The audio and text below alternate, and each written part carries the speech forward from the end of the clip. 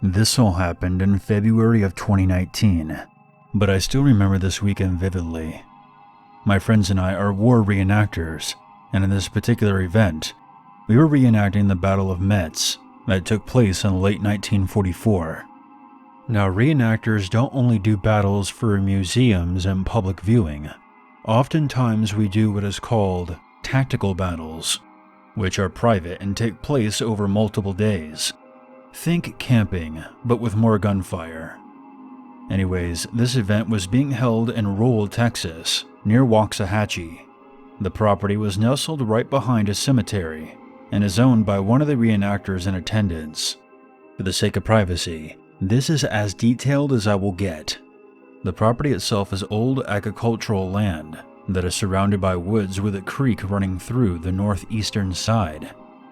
There were 17 people in total, 5 portraying soldiers of the U.S. 5th Infantry Division, and 12 portraying soldiers of the 17th SS, myself included.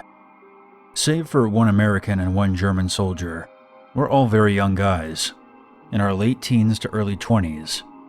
The first day consisted of arriving at the cemetery, marching into the property, and setting up camp in the woods. We dug some field works, ogled each other's guns and gear, and just generally shot the shit while waiting for the American attack. Night fell, and we all broke out food while the older guy in our group prepared a main course for dinner. We ate, and then decided that it was time for an attack. We had no idea where the Americans were set up, so we started from the entrance to the property and worked our way along the tree line. Eventually, we had a brief exchange of fire, and satisfied in our efforts to find the American camp, we retreated and left 2 of our men behind, Michael and Dylan, to watch the field for the rest of the night. It was a cloudy night, and for anyone who has never been outdoors at night without any kind of light source, you should know that it does get pretty dark, to the point where everything has this sort of sepia tone to it. Distant figures more than an arm's length away are hazy. Firing a gun at night will also completely blind you for a moment, since your eyes have to go from hyperfocusing to see any glimpse of light to being totally overstimulated by the light of a muzzle flare, and then you go back to struggling to see any light whatsoever. Later that night, around midnight to 1 a.m., we decided to attack the American camp head-on. However, while approaching, one of my friends, Luke, caught his foot in a rabbit hole, and the advance had to be delayed. Luke was absolutely positive that he broke his ankle. In period fashion, 2 of my friends huddled with Luke and prayed in Latin. Meanwhile, our NCO ordered me to go tell Dylan and Michael the news. So I walked halfway across the property alone in the pitch black darkness, peering into the northern tree line while calling out their names. Eventually I heard the call, "Indy," and I replied with, "Seek." I then joined the pair in the trees. This call and response was done to verify the identity of anyone walking around in the darkness. I told the 2 what happened to Luke, and Dylan decided that he would go and try and help Luke off the property and recoordinate the attack. Over the next half hour, Michael and I watched over the field that our men would have to cross to get Luke back to his car. The entire forest was dead silent, except for the faint sound of the creek. There was no wind, no birds, frogs, or anything. While Michael was whispering to me about one of his recent hunting trips, we both heard the sound of something trampling through the undergrowth. We both slowly turned on our sides to look deeper into the woods.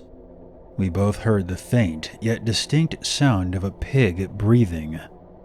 Of course, we couldn't see anything, because the trees were blocking the already scant light coming from the moon.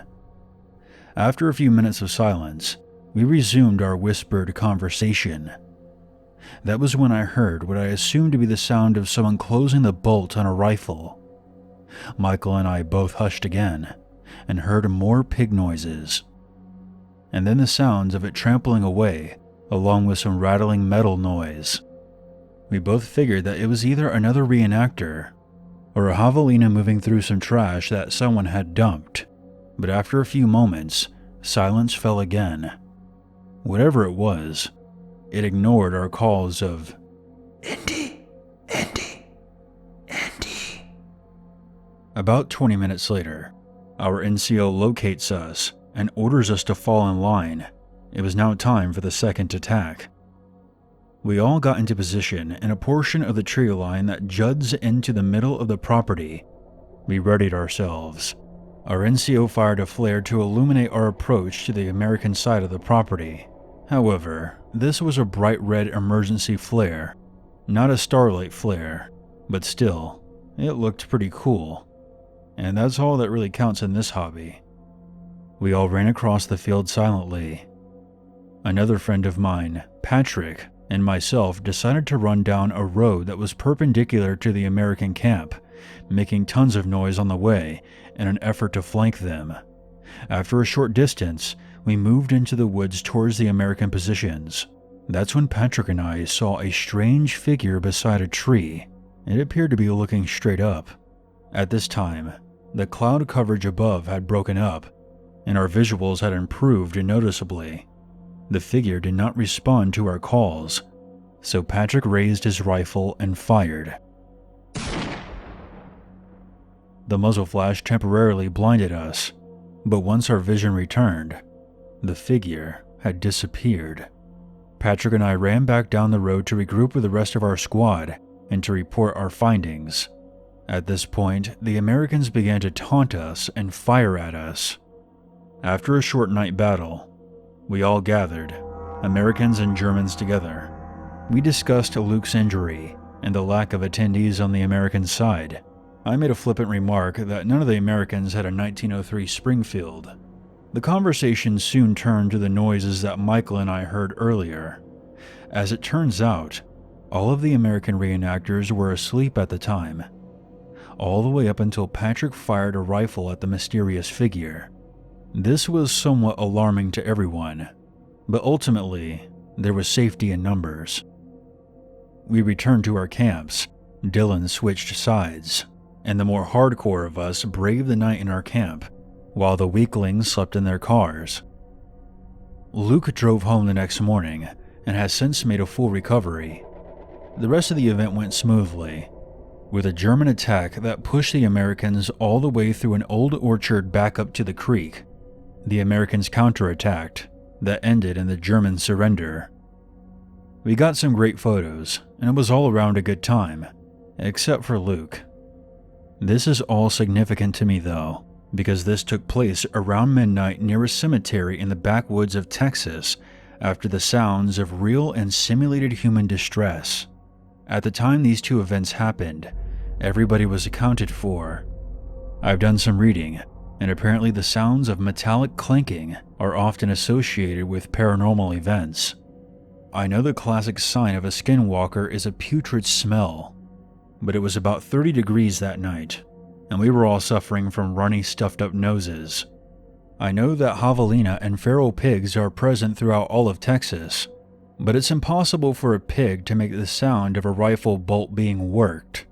Pigs also don't stand on two legs, and they certainly don't disappear without a trace.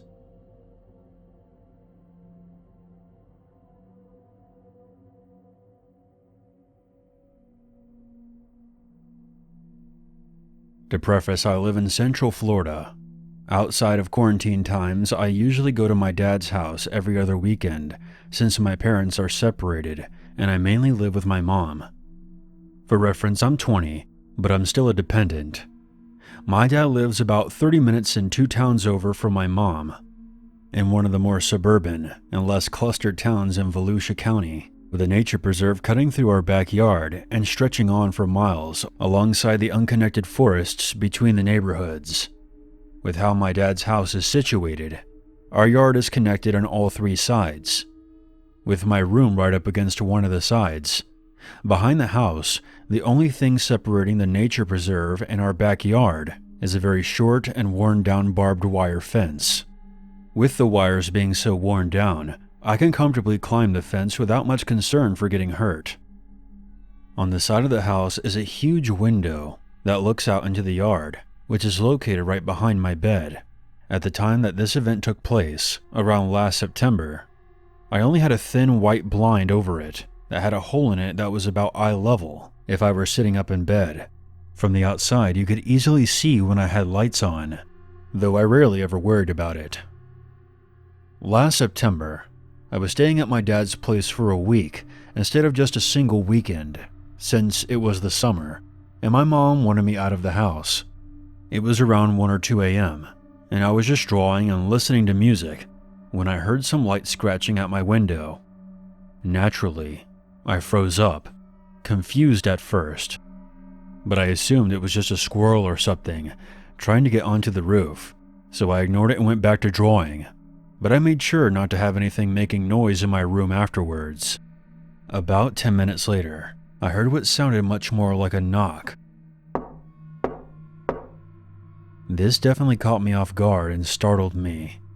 I had no idea how to respond, and I was nervous about making too much noise or getting up to go get my dad, since I could easily be heard and to some degree be seen through the window. So I simply slid down below the window and laid flat on my bed.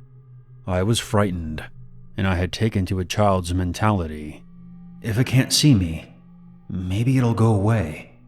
After about 10 minutes from when I first heard the knocking sound, it came again, this time much more insistent. Practically paralyzed, I kept laying there, listening to this pattern of repeated knocking on my window, followed by 10 minutes of silence. This cycle went on for about an hour before I heard something scrape against the back side of the house, and it finally came to a stop. That was around 4 a.m. In the morning, I didn't think to bring it up to my dad. I hadn't seen anything, so I couldn't give him specifics to any degree for him to do something about it. The next evening, I was sitting in my bedroom. It was around 1 a.m. when it started again. I slid down as before, this time turning my bedside lamp off right away. I lay there waiting to see if it would leave, as I did the previous night. It carried out the same rhythmic pattern, though it gave up much earlier this time. I was baffled and terrified. I had no idea who or what could be doing this. My thought process at the time was that maybe it was someone trying to break in. My dad's town is somewhat known for its shadier happenings, so it certainly wasn't an unreasonable idea. The third night carried on much the same, and I was starting to go from scared to outright annoyed at this point. So on the fourth night, I grabbed a dagger from my dad's room and stood to the side of my bed, out of view of the window, leaving my light on. As was routine by now, the knocking started. But with a knife in one hand, I launched myself onto the bed, to the side where the broken part of the blinds were, and slammed my fist against the window in return, causing a loud resounding bang as the glass of the window rocked in its metal frame. "What do you want from me?" I yelled, and knocked furiously a few more times, before waiting for a response. The only sounds I heard for the next 10 minutes was the house settling until the knocking returned, but this time it was much stronger than before. It was similar to how I had done it. Were they just copying me? What the fuck? I thought to myself. I then chanced a sideways glance at the exposed slot of my window. There wasn't much light showing from the outside, as my room was lit by my lamp. Unless something was on the window, or right up against it, I wouldn't be able to see anything but the reflection of my own room. However, when I looked, I saw what looked like a hand retracting. It wasn't a normal-looking hand. It was very thin, and the skin was a sickly gray tone. This hand did not belong to a human. I couldn't see a face, thank God, but I saw fog on the window's corner, as if someone had been breathing against it. I was sure then and there that something was trying to intimidate me. I know that sounds like a pretty dramatic conclusion to come up with, but bear in mind, I'm the type of person to be very open and accepting of the fact that creatures of myth, folklore, and cryptids all have the possibility of existing, especially with a nature preserve right outside my window. It could easily blend in or hide there, and its behavior gets written off as an animal creeping into someone's yard. So far, it appeared to be more curious than hostile. Whatever it was simply exploring and repeating behavior it saw, or more likely heard, seeking different types of reactions. With that, I tried something a bit foolish. I tapped my nails in a pattern on the glass a few times, and then waited. After a mild pause, the tapping sound was returned. Not in the same pattern that I had tapped, but the same style of movement. I moved out of the window's view, stepping off the bed and waiting to see what would happen, if it would continue or not, like it had before. It held up its pattern of stop and go, now with the lighter tapping sound a few more times. Eventually, though, it stopped, and whatever it was left. I've since gotten some black curtains to hang up, the thick kind that completely blocks out all sunlight from getting in, and any signs of visibility from the inside. If it couldn't see anything of interest, maybe it wouldn't try to investigate anymore. This last evening with my new plan in action, I sat up as usual waiting for the knocking, tapping, whatever the thing was planning to do. Around 2 a.m., I heard a lot of movement out in the yard. Something sliding or dragging across the ground. There was also some scraping against the brick wall of the house, right up to the little ledge outside of my window. Then all fell silent. I imagined that whatever it was had lifted itself up to look inside, and was now waiting. It was a stalemate of sorts. I sat still and quiet, not daring to move or make a sound. I listened, waiting for whatever it was to make a move. After what felt like ages, I heard a drop on the ground, and the sounds of footsteps across the yard. It seemed that whatever it was had given up, no longer hearing or seeing anything to provoke its interest. Whatever it had been visiting me for, and whatever it would have done if it got inside, will remain a mystery to me for years to come, I suppose.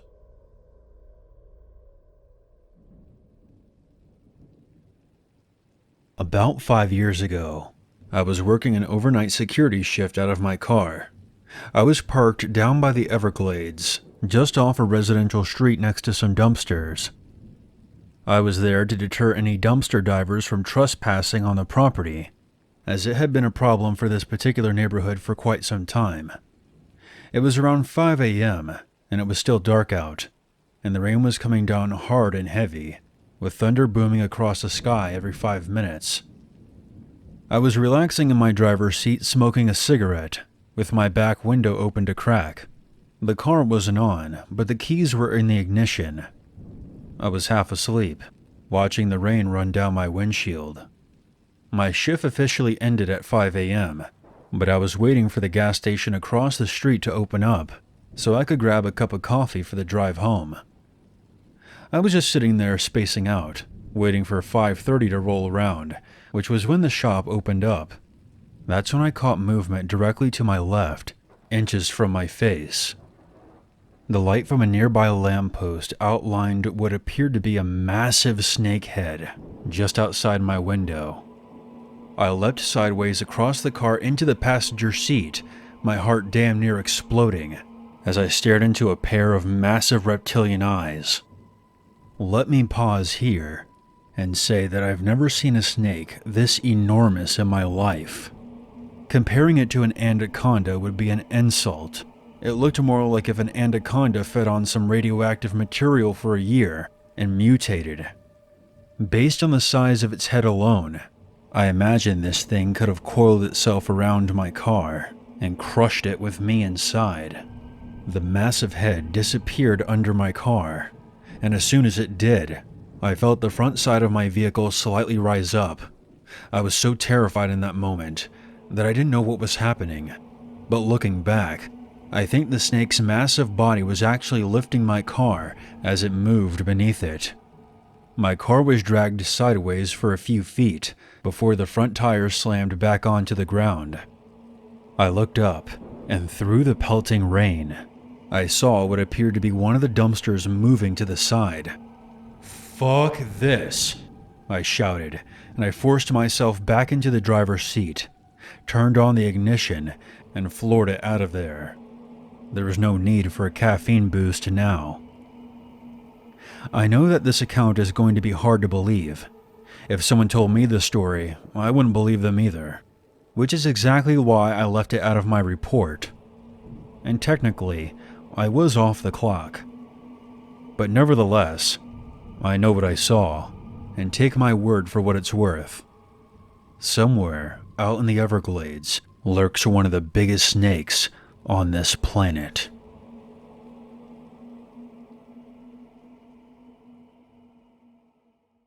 There's always a reason.